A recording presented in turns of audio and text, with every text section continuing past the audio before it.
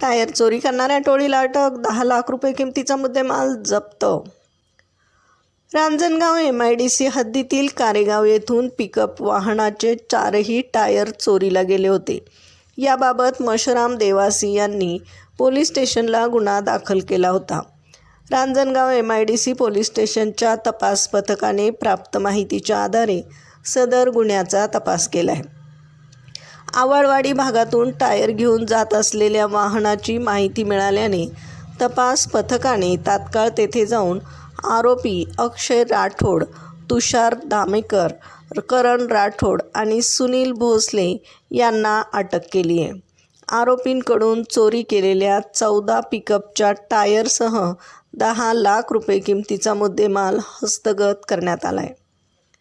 सदरची कामगिरी पोलीस अधीक्षक संदीप सिंह गिल्ल, रमेश चोपडे, प्रशांत ढोले यांच्या मार्गदर्शनाखाली महादेव वाघमोडे, अविनाश थोरात, दत्तात्रय शिंदे, उमेश कुतवळ, योगेश गुंड, किशोर शिवणकर, अभिमान कोळेकर यांच्यासह पथकाने केली आहे.